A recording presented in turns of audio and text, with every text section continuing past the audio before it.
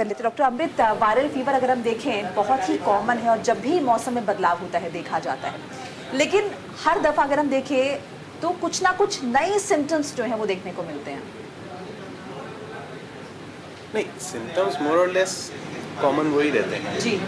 जो respiratory viruses हैं वो रनिंग नोज, राइनाइटिस, स्नीजिंग इससे स्टार्ट होता है। किसी से खांसी हो जाती है। अब H1N1 स्वाइन फ्लू वायरस जो है उससे respiratory lower respiratory tract infection भी हो जाती है, तो रेस्पिरेटरी का ही रहता है। और जो गैस्ट्रोइंटेस्टाइनल होते हैं उनमें लूज मोशन, डायरिया ये काफ़ी कॉमन होता है। Symptoms are comparable. लेकिन जैसे मैंने जिक्र किया सिम्टम्स अलग से, मेरा मतलब ये जैसे कि कई दफ़ा होता है, अभी कुछ समय से देखा जा रहा है खांसी एक बार अगर किसी को हो जाती है तो बहुत लंबे समय तक वो बनी रहती है, जबकि पहले इतना कॉमन ऐसा नहीं था। ये एक नॉर्मल टेंडेंसी है जो कि सभी की क्यूरोसिटी होगी, और वही क्यूरोसिटी मैं आपसे भी जानना चाह रही थी। हाँ, कुछ केसेस ऐसे आते हैं, बट उसमें से ज़रूरी नहीं हर कोई इन्फेक्शियस कॉज ही हो, मतलब वायरल कॉज ही हो। कईयों में एलर्जिक रिस्पॉन्स, जो पोल्यूशन इतना ज़्यादा हो गया है उस वजह से भी कई बार खांसी प्रोलॉन्ग हो जाती है। जी, डॉक्टर संजीव सिन्हा भी हमारे साथ जुड़ चुके हैं, प्रोफेसर ऑफ मेडिसिन है इसमें। आपका भी बहुत बहुत स्वागत है संजीव जी। संजीव जी, वायरल फीवर के बारे में डिस्कशन करें, आपकी क्या टिप्पणी होगी पहले? देखिए, मैं आपके माध्यम से सभी दर्शकों को नमस्कार करना चाहता हूँ और मैं ये बताना चाहता हूँ, मैं आपको पहले तो ब्रीफली बताना चाहता हूँ व्हाट इज वायरल फीवर और क्या क्या कारण है इसके। तो देखिए, आजकल जो ये सीजन है इसमें काफ़ी पेशेंट ओपीडी में आते हैं जो कंप्लेन करते हैं कि उनको सोर थ्रोट हो रहा है, रनिंग नोज हो रही है। काफ़ी पेशेंट जो है हाई ग्रेड फीवर के साथ आते हैं और कुछ पेशेंट ऐसे भी कंप्लेन करते हैं कि उनको लूज मोशंस हो रहे हैं, पेट में दर्द है और साथ में वोमिटिंग भी होती है कुछ पेशेंट को। और कुछ पेशेंट जो हाई ग्रेड फीवर और चिल्स रेकर्स के साथ, पसीना स्वेटिंग के साथ आते हैं और वो ये कंप्लेंट भी करते हैं कि उनको रैशेस भी हो रहे हैं बॉडी में। तो ये different kind of viral diseases जो आजकल इस मौसम में हो रही हैं, जैसा आपने कहा ड्यूरिंग चेंज ऑफ वेदर ये ज़्यादा देखा गया है। तो इसमें कुछ वायरस है जो थ्रोट को, अपर रेस्पिरेटरी ट्रैक्ट को करते हैं अफेक्ट। कुछ वायरस है जैसे डेंगू वायरस है, वो आपके बॉडी के डिफरेंट पार्ट को अफेक्ट करेगा। आपको हेडेक होगा, हाई ग्रेड फीवर होगा, बॉडी एक होगा, जॉइंट में पेन होगा और रैशेस हो जाते हैं बिकॉज ऑफ लो प्लेटलेट। और अगर एडवांस स्टेज में डेंगू फीवर होता है तो उसमें आपको ब्लीडिंग भी हो सकती है, म्यूकोजल ब्लीडिंग भी हो सकती है। और इसी तरह और भी वायरल, जैसे आपने चिकनगुनिया के बारे में बताया है आपने बिगनिंग में, और साथ में इन्फ्लुएंजा वायरस, और कुछ लोगों में बहुत ही कम मात्रा में, ज़्यादा मात्रा में नहीं, जो लोग अब्रॉड से ट्रैवल करके रिसेंटली आए हैं उनमें कोविड वायरस का इन्फेक्शन भी देखा गया है। तो ये कुछ मेन वायरस हैं जो आजकल हम लोग देखते हैं और इसमें अधिकतर जो है वायरल थ्रोट इन्फेक्शन और डेंगू फीवर आजकल हम लोग ज़्यादा देखते हैं। जी डॉक्टर अनुराग, अगर हम जिक्र करें तो क्या आपको लगता है, आपके एक्सपीरियंस के आधार पे मैं जानना चाह रही हूँ कि क्या अब इस तरह की जो वायरल फीवर की अगर देखें तो लोगों में टेंडेंसी ज़्यादा हो गई है, ज़्यादा केसेस एज कम्पेयर टू पहले के नज़र आते हैं, या फिर वैसे ही सेम? पहले के मुकाबले अब बहुत ज़्यादा ये वायरल फीवर होने लगा है। इसका कारण है पॉपुलेशन और डेंसिटी ऑफ पीपल जो है वो इकट्ठी बहुत ज़्यादा हो गई है, और इसकी वजह से हमारा सोशियो इकोनॉमिक स्टेटस डाउन हो जाता है। जैसे हर ऑफिस में जब वायरल फीवर फैलता है तो 2-3 लोग बीमार हो जाते हैं। जुडिशरी में अगर जज साहब को वायरल फीवर हो गया तो उस दिन जो केसेस लगे होते हैं वो पोस्टपोन हो जाते हैं। बच्चों की पढ़ाई छूट जाती है क्योंकि वायरल फीवर अमूमन 5 दिन 7 दिन लेता है, तो बच्चे स्कूल नहीं जा पाते हैं। तो सबसे ज़्यादा हम लोगों को इस बात पे ध्यान देना चाहिए कि वायरल फीवर कैसे ना फैले, उसको फैलने से कैसे बचाएं। फैलने से बचाने का वही एक मेजर तरीका जो है, जो कोविड में हम लोग फॉलो करते थे, वही है जब वायरल फीवर फैले उस समय मास्क जरूर लगा के रखें और भीड़ भाड़ के एरिया में ना जाएं। और जो पेशेंट है उसको ऑफिस या सड़क पे या भीड़ के बीच में ना जाने दें। वो अगर खुद को सेग्रीगेट कर लेता है तो वायरल फीवर फैलना कम हो जाएगा। वायरल फीवर के बहुत सारे कॉम्प्लिकेशंस भी हैं जो अभी हम लोग डिस्कस करेंगे, लेकिन इस समय ये वायरल फीवर बहुत ज़्यादा फैल जाता है और इसके लिए सफाई रखना और ध्यान रखना बहुत ज़रूरी है। सफाई सिर्फ अपने घर से नहीं होगी, अपने घर की अगर सफाई कर लेते हैं तो बाहर के 1 किलोमीटर के अंदर के एरिया में जो भी गंदगी होगी, जैसे ही हम बाहर निकलेंगे वो सब होगा। तो पूरा इलाका, मोहल्ला, सभी चीज़ें साफ़ होनी चाहिए। उसके लिए हम लोग को प्रयासरत रहना चाहिए।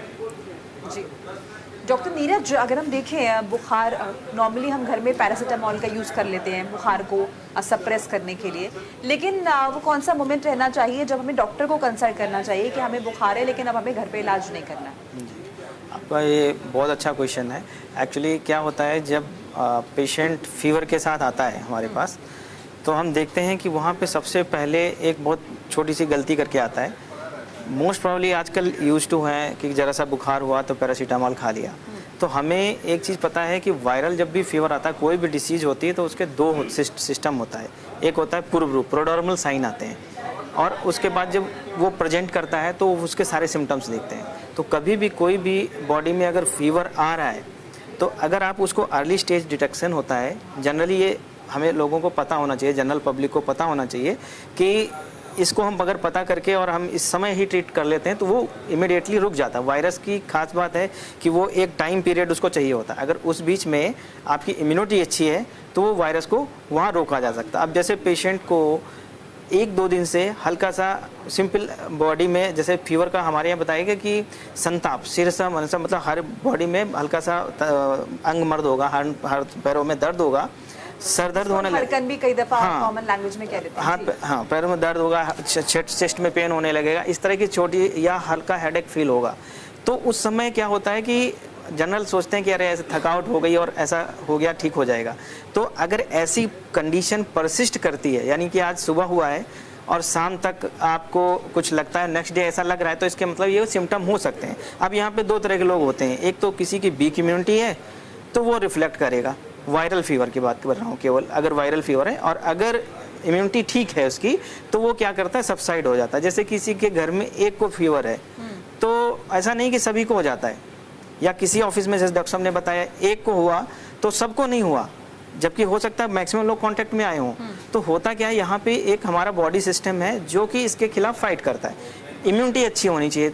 तो अब क्या है कि जो वायरस है हमारी बॉडी में इंटर किया, और जैसे कि राइनाइटिस हो रही, मान लिया आपको रनिंग नोज हो रहा है और कफ कोल्ड आ रहा है, उस समय फीवर लग रहा है, तो हमें ये पता है कि कफ कोल्ड से रिलेटेड हमें प्रॉब्लम हो रही है, ये वायरल। दूसरा क्या है, इससे बताया लूज मोशन हो रहा है, तो पेट वाले वायरस भी हो सकते हैं जिसकी वजह से पेट खराब हो रहा है।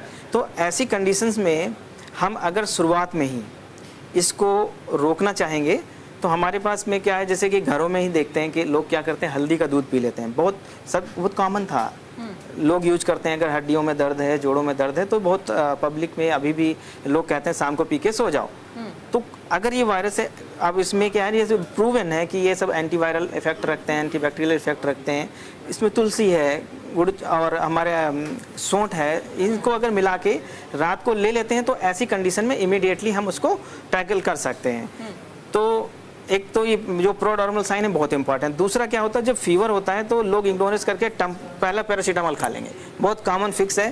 पैरासीटामोल खा लिया, फीवर भले 99 ही हो, लगा हाथ पैरों में दर्द है, खा लिया। तो यहाँ पे थोड़ा सा इशू होता है, यहाँ पे उनको ये नहीं करके, उससे क्या होता है, हमें पता चलता है फीवर है किस तरह का। आप अगर फीवर जब तक 100 के ऊपर नहीं जाता है उस समय तक नहीं लेंगे, तो अगर वो फीवर है और सीवियर हेडेक के साथ आ रहा है, पूरा हाथ पैर दर्द हो रहे हैं, फीवर एकदम तेज का चढ़ रहा है, तो वायरल हो सकता है। अगर नेक स्टिफनेस हो रही है, बहुत सारी चीज़ें, हाथ पैरों में दर्द है, ऐसे कोई सिम्टम ज़्यादा लेके साथ आ रहा है, तो डेंगू फीवर हो सकता है। और अगर बहुत ज़्यादा, जैसे पेशेंट बोलता है जैसा लग रहा है किसी ने लट मार दिया या घुटना टूट गया, ऐसी कंडीशन बता रहा है, प्रेजेंट कर रहा है, तो वो चिकनगुनिया हो सकता है। अभी इनमें बिल्कुल ट्रीटमेंट पैटर्न डिफरेंट है, चीज़ें डिफरेंट हैं। तो मेरे हिसाब से पहले तो मैं ये कहना चाहूँगा कि अगर कोई आपको फीवर हो रहा है तो इमीडिएटली उस पर ऐसा मेडिसिन खाने की ज़रूरत नहीं है। फिर क्या है, उसको घर पे जैसे आपको ये सिम्टम लग रहे हैं, अगर उस समय आप गार्गल कर लेते हैं, नमक के पानी से कर लेते हैं, हल्दी का पानी यूज कर सकते हैं, और तो इससे क्या होता है कि जो कि वायरल लोड होगा थोड़ा सा कम हो जाए। जब भी वायरल अपनी बॉडी में एक लिमिट से ज़्यादा वायरल एक्टिविटी करता है तब हमारे सिम्टम जनरेट होते हैं। तो हम उस चीज़ पे उसको चेक करने की कोशिश करेंगे, तो हम इस चीज़ को बहुत इजीली अर्ली स्टेज पे कंट्रोल कर पाएंगे और उनमें डिस्क्रिमिनेट कर पाएंगे कि ये फीवर इस तरह का है, ये वो चीज़ नहीं है, मतलब हमारे जो चिकनगुनिया है, डेंगू है, या सिंपल